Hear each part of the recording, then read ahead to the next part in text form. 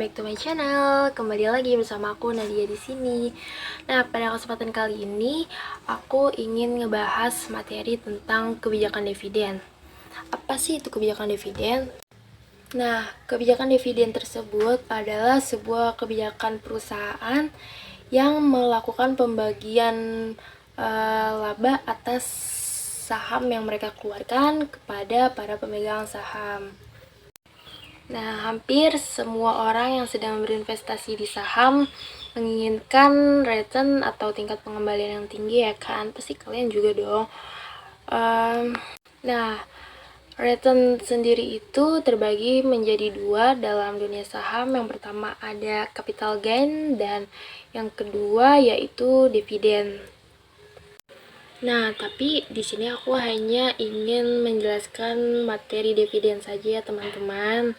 Tapi untuk sedikit tambahan pengetahuan bahwa capital gain merupakan hal jual dikurangi dengan harga beli atau peningkatan harga setelah kita membeli suatu produk saham. Nah, dividen itu sendiri adalah pembagian kepada pihak yang memiliki saham dari sebuah perusahaan yang disesuaikan dengan jumlah lembaran yang mereka miliki. Nah, mayoritas pembagian dividen dilakukan dengan jangka waktu yang tetap, namun ada beberapa dividen yang khusus atau memiliki tambahan waktu di luar waktu pembagian yang ditentukan. Nah, di sini juga ada pengertian dividen menurut dari para ahli. Yang pertama, menurut dari Barituan pada tahun 1997, yaitu bagian dari sebuah keuntungan atau laba yang dapat dibagikan kepada para pemegang saham yang jumlahnya sesuai dengan jumlah saham yang dimiliki oleh para pemegang saham tersebut. Nah, yang kedua itu menurut Jamie Pratt pada tahun 2011 yang menurutnya dividen merupakan distribusi uang tunai, saham, atau properti kepada para pemegang saham dari sebuah perusahaan.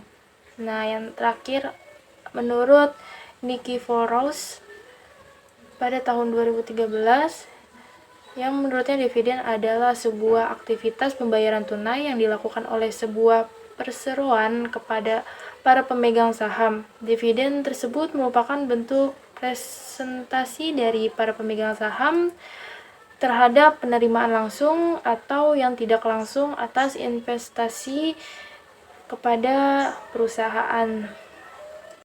Nah, di sini ada jenis-jenis dividen. Jenis-jenis dividen ada 5. Yang pertama yaitu dividen tunai.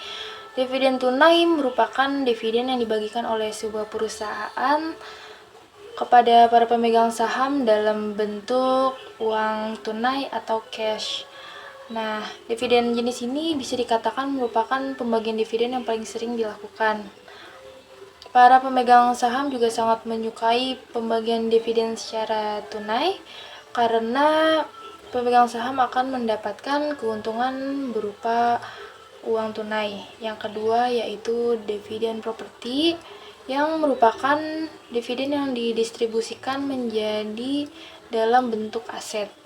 Dividen ini menjadi jenis dividen yang cukup jarang dilakukan, biasanya dikarenakan proses pembagiannya yang relatif tidak mudah. Perusahaan juga umumnya melakukan pembagian dividen dengan cara ini disebabkan karena tidak mempunyai uang cash. Jadi mereka memberikan dividen berupa sebuah aset. Nah, yang ketiga ada dividen likuidasi yang merupakan dividen yang dibagikan kepada para pemegang sahamnya yang berupa sebuah laba dari sebagian pengembalian modal. Perusahaan yang akan memberikan dividen likuidasi umumnya merupakan perusahaan yang memiliki rencana untuk menghentikan perusahaan seperti joint venture atau perusahaan sedang mengalami kebangkrutan. Nah, yang keempat ada dividen janji hutang yang merupakan dividen scrip atau sebuah dividen yang dibagikan dari perusahaan kepada pemegang saham berupa surat janji hutang. Dalam jenis dividen ini, perusahaan memberikan janji kepada para investornya bahwa akan membayarkan dividen tersebut pada waktu yang sudah ditentukan. Pembagian dividen ini juga biasanya karena perusahaan sedang tidak memiliki uang tunai yang cukup untuk membayar dividen kepada para pemegang sahamnya. Nah, yang terakhir ada dividen saham. Dividen saham atau stock dividen merupakan pembagian dividen yang dilakukan dalam bentuk saham dari sebuah perusahaan untuk para investornya. Nah, dividen saham hampir mirip seperti penyusunan ulang model perusahaan atau rekapitulasi perusahaan, namun tidak mengurangi jumlah kepemilikan daripada pemilik saham. Nah, dalam pembagian dividen jenis ini, investor tidak mendapatkan uang tunai, namun mereka mendapatkan tambahan jumlah saham. Nah, apa sih pengaruh kebijakan dividen terhadap nilai perusahaan? Nah, kebijakan dividen dapat mempengaruhi persepsi dan nilai atau penilaian investor terhadap nilai perusahaan kita. Pemilihan kebijakan dividen yang tepat dapat meningkatkan nilai perusahaan kita di pasar modal. Nah, selanjutnya di sini juga ada faktor-faktor yang mempengaruhi kebijakan dividen itu sendiri. Yang pertama ada kebutuhan dana untuk membayar kewajiban. Nah, ketika perusahaan akan mendapatkan hutang baru atau melakukan penjualan surat hutang untuk membiayai perusahaannya, sebelumnya sebuah perusahaan harus sudah merencanakan bagaimana mereka akan membayar sebuah kewajiban atau hutangnya tersebut. Nah, yang kedua ada likuiditas. Likuiditas perusahaan adalah sebuah pertimbangan utama yang banyak dilakukan untuk kebijakan dividen. Pembagian dividen bagi perusahaan adalah uang tunai yang dikeluarkan. Hal itu menjadikan semakin besarnya posisi uang tunai dan likuiditasi perusahaan secara menyeluruh, maka akan semakin besar juga kemampuan sebuah perusahaan dalam melakukan pembayaran untuk pelunasan dividen tersebut. Lalu yang ketiga, ada tingkat pertumbuhan perusahaan. Nah, semakin cepat tingkat pertumbuhan sebuah perusahaan, maka semakin besar pula kebutuhan akan dana yang digunakan untuk membiayai sebuah perusahaan tersebut. Dan semakin besar kebutuhan dana untuk membiayai pertumbuhan perusahaan tersebut di masa yang akan datang, maka semakin besar pula keinginan sebuah perusahaan untuk menahan earningnya daripada dibayarkan, sehingga dividen kepada para pemegang sahamnya. Dan yang keempat ada keadaan pemegang saham. Apabila sebuah perusahaan memiliki kepemilikan sahamnya yang tertutup, manajemen umumnya memiliki atau memahami dividen yang diharapkan oleh para pemegang saham dan dapat bertindak dengan tepat.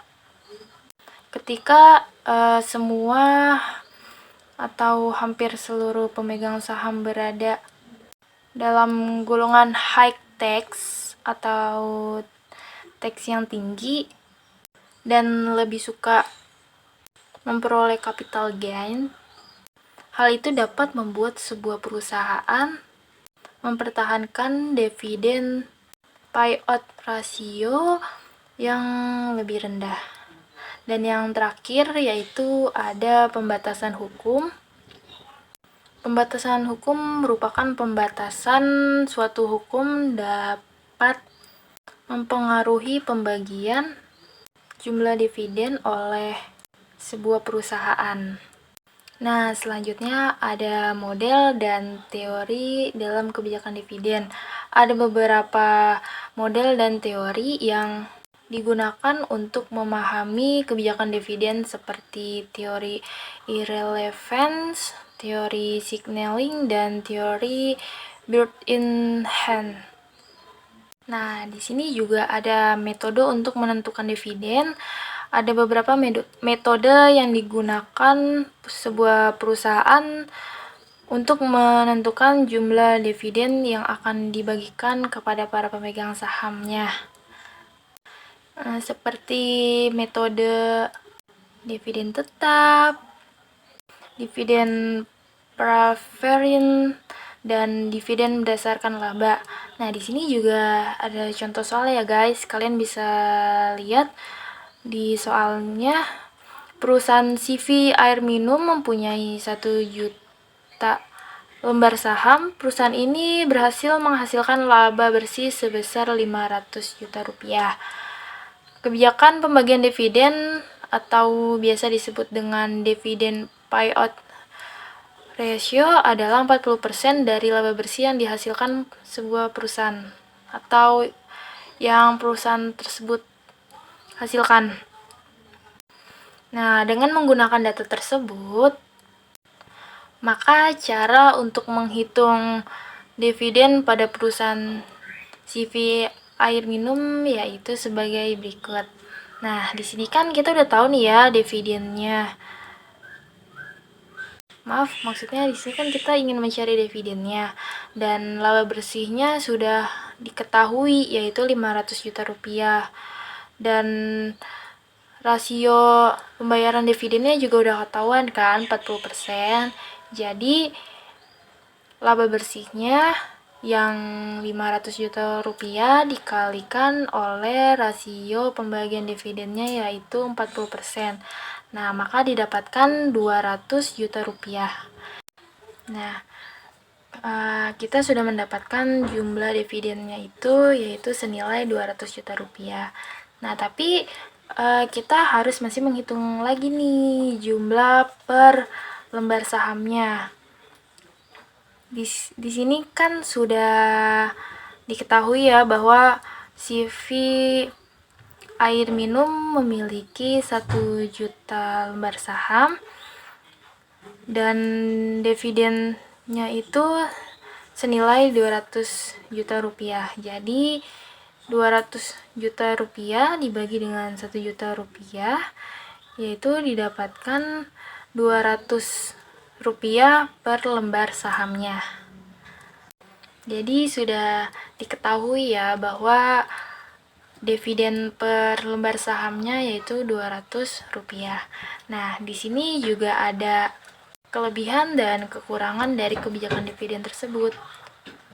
Memiliki kebijakan dividen yang tepat dapat memberikan manfaat kepada perusahaan, seperti meningkatkan rasa percaya investor terhadap perusahaan kita. Namun juga kebijakan dividen memiliki kekurangan yaitu seperti pembengkakan harga dari saham tersebut. Nah, implementasi dan studi kasus dari kebijakan dividen tersebut dapat disimpulkan dan dapat kita lihat sendiri ya bahwa setiap perusahaan memiliki atau menetapkan kebijakan dividen mereka tidak sama ya atau berbeda-beda. Dan itu mempengaruhi dampaknya terhadap performa mereka di sebuah pasar modal. Nah, oke, segitu aja teman-teman materi yang aku sampaikan. Jika ada kesalahan dalam penyampaian materi atau isi materi, kalian bisa komen dan kita bisa saling diskusi bareng-bareng di kolom komentar. Kurang lebihnya mohon maaf. Wassalamualaikum warahmatullahi wabarakatuh. Terima kasih buat teman-teman yang sudah menonton sampai habis. Sampai bertemu di channel aku dalam video aku selanjutnya ya. Bye-bye.